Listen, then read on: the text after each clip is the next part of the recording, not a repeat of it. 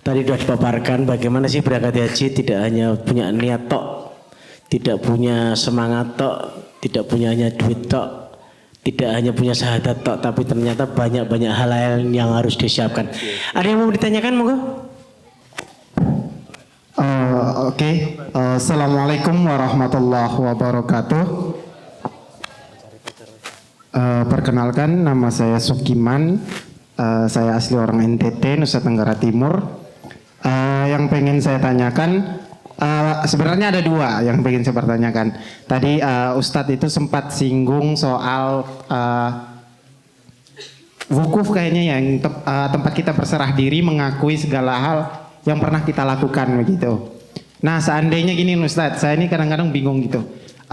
Tobat terus tuh ntar buat salah lagi, tobat ngaku ke Gusti Allah begitu kan. Terus buat salah lagi. Akhirnya timbul perasaan yang membuat saya itu berpikir, ya apakah saya munafik ya begitu. Nah akhirnya yang begitu yang jadi permasalahan begitu. Akhirnya menimbulkan keresahan. Akhirnya buat saya pribadi itu tuh untuk malas untuk sholat lagi, tobat lagi begitu. Akhirnya malu sendirilah gitu. Terus yang kedua, kan tadi katanya haji itu tuh adalah panggilan begitu dari untuk Gusti Allah, dari Gusti Allah untuk makhluknya. Tapi yang jadi pertanyaan saya adalah kayak tadi itu, kayak Bapak tadi bilang kalau kadang-kadang tuh orang datang haji itu nggak ada niat gitu, cuman mewakili ataupun kadang-kadang berangkat haji pakai duit yang nggak halal. Nah, apakah itu tuh termasuk bentuk panggilan juga begitu? Gitu. Apakah maksudnya panggilan itu dalam bentuk kita niat betul-betul beribadah atau apa? Itu yang harus ditekankan atau seperti apa? Mungkin cuman itu aja sih. Kurang lebihnya mohon maaf. Assalamualaikum warahmatullahi wabarakatuh. Waalaikumsalam warahmatullahi wabarakatuh. Ini Kang Ayis, wajib dijawab Kang. Duit korupsi, duit atau lemah, duit lek ngendrit bojone disimpen-simpen, duit tabungan. Kuwi termasuk panggilan ono apa mboten? Nah, niku sing kula sing kedua. Lah sing pertama jenengan mawon. Monggo langsung jawab. Jenengan langsung tes singkat-singkat mawon. Mengke nak kersane mangke teko kalian jenengan nggo gula kopi. Ya, Mas Sukiman, tadi terakhir ada kalimat sampai saya malu kepada Allah. Itu hasilnya Mas Sukiman. Artinya ketika orang itu melakukan dosa, dia sadar, lalu kemudian dia taubat, dosa lagi, sampai akhirnya ketika Mas Sukiman sudah kemudian menemukan satu titik, saya kok malu ya lama-lama. Maka sebenarnya malu itu adalah bagian dari sunatullah bahwa Mas Sukiman ini sebenarnya sudah mulai apa? Naik tingkat sedikit. Ada orang melakukan dosa tapi dia tidak malu-malu, dia tidak. Masih untung Mas Sukiman, sampean misalkan kita lah berbuat dosa, tapi kemudian ada kemauan untuk bertaubat. Saya kalau senang menggunakan istilah begini Mas Sukiman, udah birokrasi kita sama Allah gampang kok. Ya kan? Ketika kemudian orang itu khilaf, lalu ada kesadaran untuk kemudian bertaubat. Lalu ketika iman yang bersifat fluktuatif, ketika lagi di atas, kemudian dia sadar ketika di bawah, lalu kemudian ada khilaf lagi. Maka sesungguhnya yang paling penting untuk ditanamkan adalah membangun satu optimisme bahwa untuk menjadi orang baik itu memang harus diupayakan. Untuk menjadi orang baik itu harus selalu belajar dari kesalahan dan kemauan untuk kemudian membenahi diri. Maka Mas Sukiman, kalau kemudian dikatakan munafik, ya tidak sesimpel itu dan tidak perlu sekhawatir itulah. Ketika Mas Sukiman ada satu harapan, Allah pasti terima ketika saya ada keinginan untuk bertaubat. Tapi ketika kondisinya sedang down, lalu kemudian ada kekhilafan yang terjadi, lalu saya kira masih dalam batas normal. Selama kita masih dalam masuk dalam definisi manusia.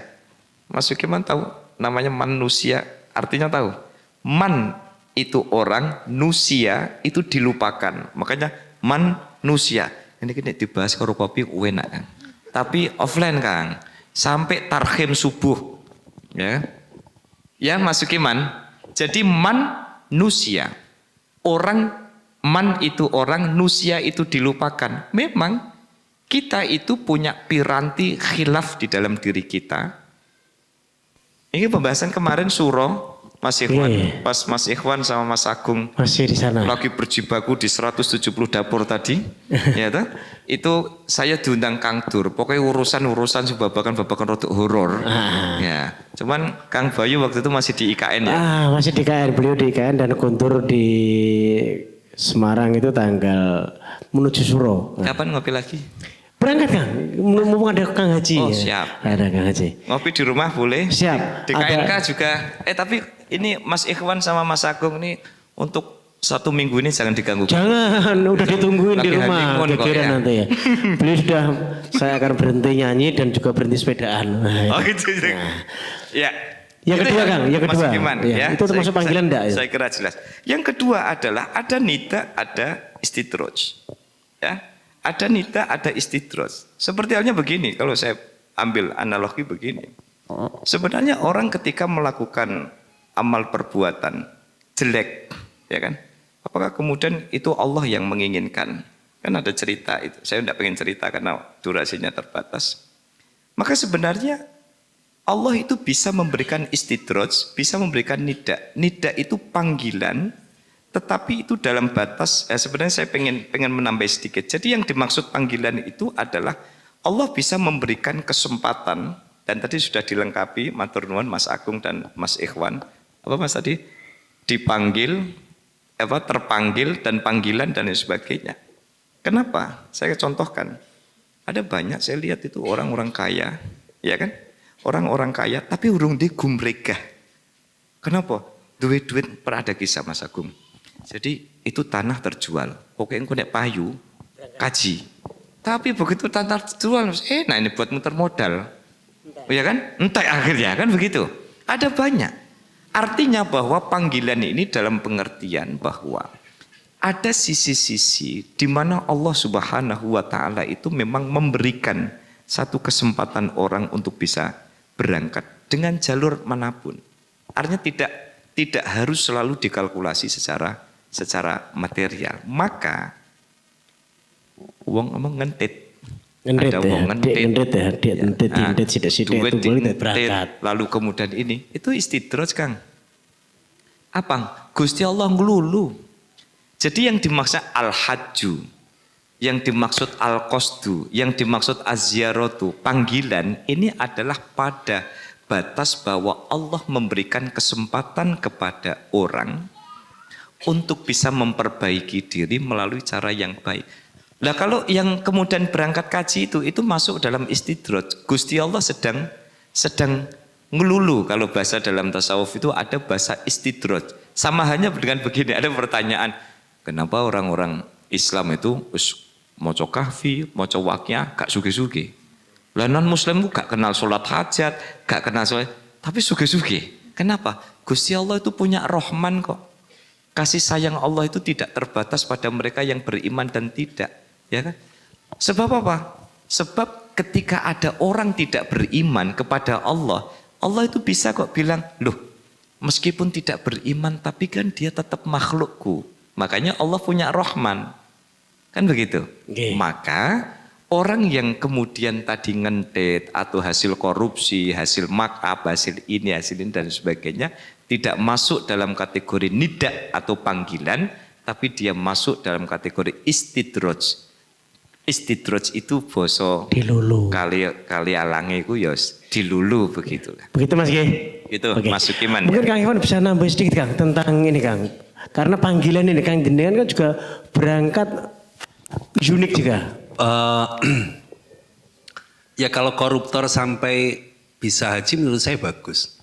Daripada buat karaoke kan. Mending buat haji. Anyar iki. Wah aku ya pengen ngono Kang.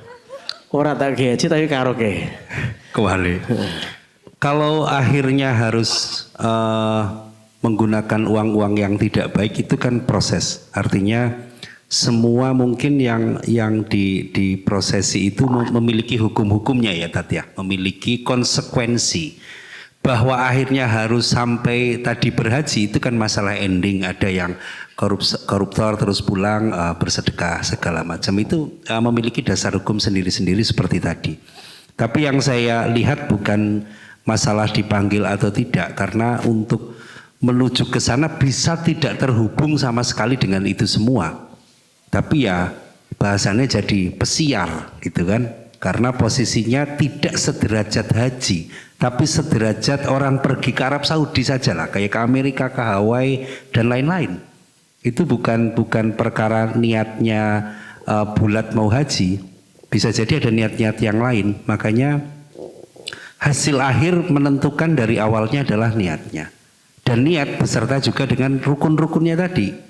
Salah satunya adalah menggunakan uang halal, tapi itu tidak, barangkali ya menjadi tidak. Kira-kira gitu Kang. Oke, tepuk tangan dong. Waduh. Komplit Mas ya. Yang tadi cewek nih, nah ini.